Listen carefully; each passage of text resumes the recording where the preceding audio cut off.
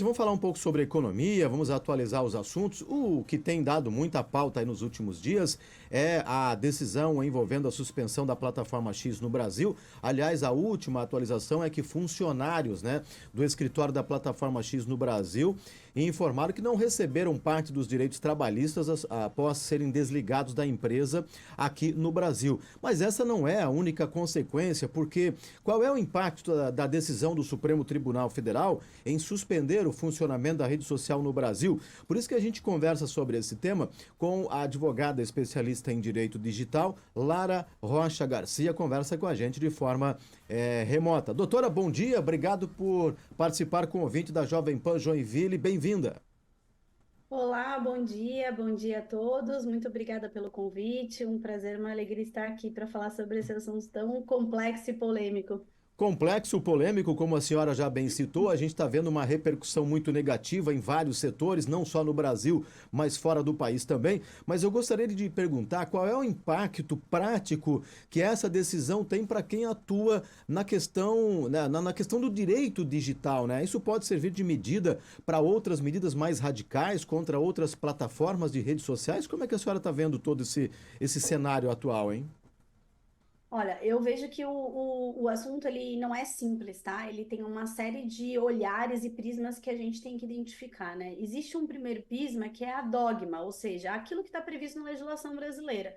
Está previsto no Código Civil, né? Isso há muitos anos, muito antes do direito digital, muito antes de existirem as redes sociais, está previsto de que qualquer atividade econômica realizada no Brasil precisa ter uma sede no Brasil, precisa ter de forma prática um CNPJ, né? E aí, o Twitter não tem um CNPJ e uma sede aqui no Brasil. Então, esse é um centro nevrálgico, dogmático, que você diz assim: olha, pera lá, essa situação já está escrita lá no Código Civil há muito tempo atrás. O que está acontecendo então? Para que a gente possa, inclusive, ter questões trabalhistas, questões tributárias, questões civilistas, questões empresariais todas precisam girar em cima da plataforma ter uma situação aqui no Brasil. E não era uma plataforma pequena, né? Não pode dizer que a gente está começando. Então, acho que esse é um primeiro ponto. Então, se você pensa nas outras grandes plataformas, elas têm. Elas estão estruturadas aqui no Brasil, elas têm pessoas, elas têm respostas, elas atendem à justiça brasileira, elas podem discordar e brigar no judiciário, e é um direito de todas, mas elas têm, né? Então, acho que quando a gente volta para o seu primeiro, para o cerne da questão, para um artigo do Código Civil de décadas existentes no Brasil, o Twitter não tem. Então, às vezes as pessoas se assustam e falam, nossa, vai banir todo mundo.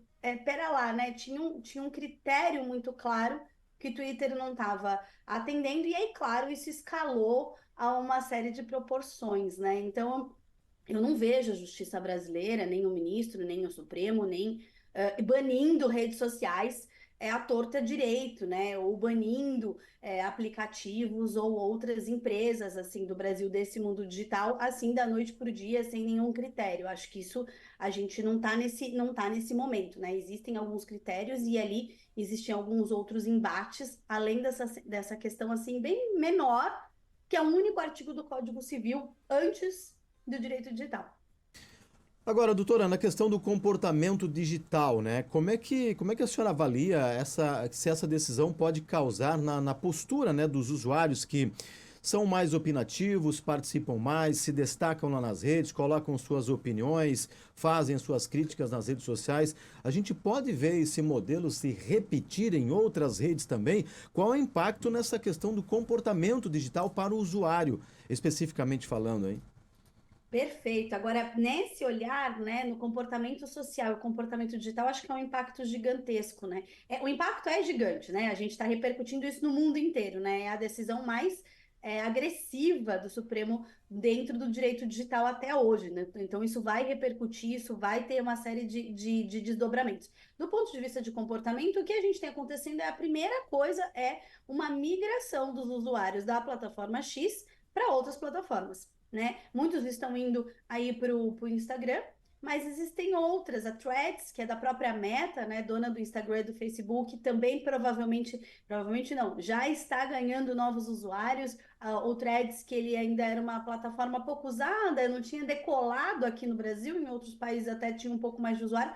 Aqui as pessoas entraram e não usaram, né? O Twitter era muito consolidado. Então a gente percebe as pessoas indo para threads e indo, inclusive, para várias outras, né? O do símbolo da borboletinha e várias outras. Então, o que a gente vê do ponto de vista de comportamental é o fortalecimento de outras redes sociais que nem eram tão famosas assim, que não eram tão utilizadas, e elas passam a ser utilizadas.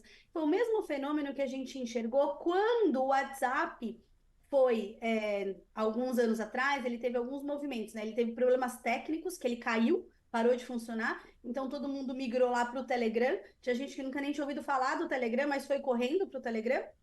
E outras pessoas, quando teve também uma questão judicial também, que o Instagram, o WhatsApp ficou fora do ar e as pessoas foram para o Telegram. Então, do ponto de vista social, certamente as pessoas não vão deixar de usar a internet, nem vão deixar de usar plataformas digitais ou redes sociais. Isso não vai acontecer. Esse impacto de impedir as pessoas de usarem plataforma, o Supremo não tem esse poder, né? Então, a gente percebe as pessoas saindo do X, porque não conseguem usar aqui no Brasil, e indo para outras plataformas para continuar as suas discussões. E a gente vê sim o Brasil no epicentro do mundo do ponto de vista do direito digital, sendo uma decisão que está escrutinizada, ou seja, olhando sobre o prisma do direito positivo, né? Esse score que eu coloquei, da briga política entre Elon Musk, que ele comprou essa briga política no passado, de todas as decisões que o ministro já proferiu, mas não é pessoalizada, né? É uma decisão do Supremo, ela foi acompanhada de outros ministros. A gente vê sobre o ponto de vista social que a gente falou e sobre o ponto de vista econômico, né? O que as empresas fazem agora para se proteger, para que isso não aconteça, para que elas tenham segurança jurídica para continuar atuando economicamente. Doutora, para a gente finalizar, com essa medida do STF, o Brasil passa a ser visto como um país que limita a liberdade de expressão? Qual é a sua leitura? Olha, essa a pergunta de milhões, porque essa é a pergunta que divide grande parte da bancada, tá? Você vai ver excelentes profissionais, tanto do direito quanto da economia, falando lado a lado, com bons argumentos dos dois lados, tá? Eu não vejo que nós estamos cerceando liberdade de expressão, porque existem todas as outras plataformas para o usuário continuar se expressando. Então, acho que isso é bem importante, né? Ele não está calado, ele pode ir para qualquer outra plataforma e continuar. Claro que existe sim uma perda do poder, porque imagine se você tem 10 mil seguidores, 50 mil, 1 milhão de seguidores no Twitter e você vai reabrir uma conta em outra rede, você vai ter que recomeçar. Então, há uma queda, assim, ali do alcance dessa voz violentamente. Eu vejo que sim, o poder econômico, né, no geral, os agentes econômicos estão preocupados e revendo suas situações, e existem alguns olhares, né, de entender se o gatilho que motivou a decisão do Supremo foi irregularidades, como essa que eu coloquei aqui do Código Civil, muito anterior ao direito digital, né, ou se o Twitter não estava aqui há pouco tempo, isso existia uma vista grossa, e agora, por questões motivadas de outra natureza, foram buscar argumentos mais profundos, né? Como jurista aqui, eu digo que existe um argumento jurídico por trás. Agora, como essa decisão ela não impacta só direito, eu entendo a dificuldade e as preocupações dos agentes econômicos, e a minha orientação seria: garanta que você tem segurança jurídica, né, para atuar. E um outro ponto, só para fechar, é que liberdade de expressão não é um direito absoluto. A gente não pode se expressar com absolutamente qualquer coisa. Veja bem, eu não posso vir aqui, né, Jovem Pan, nem no meu Twitter, né, na X, nem no meu Instagram, nem no meu Facebook, nem em nenhuma rede, e fazer uma apologia ao racismo, por exemplo, que é crime. Então, a liberdade de expressão, ela também não é um direito absoluto, ela é relativo perante a vários outros. Então, tem que entender o que é que estão falando que é uma censura, o que aconteceu e quais são os outros direitos em jogo para a gente poder discutir isso, né? Eu não vejo como uma censura aqui. E a gente vê, por exemplo, algumas discussões saiu no próprio New York Times que ratifica, né, e reitera a decisão do ministro brasileiro, do Supremo brasileiro, quando ele fala assim, pode até ter discussão de liberdade de Uhum. expressão, mas se você for olhar, o direito brasileiro não foi respeitado. Quer dizer, onde é que tem aqui o pesos e medidas, ou freios e contrapesos para garantir a economia nacional? Advogada especialista em direito digital, doutora Lara Rocha Garcia. Doutora, muito obrigado, bom final de semana, até uma próxima oportunidade. Obrigada, tchau, tchau. Obrigado.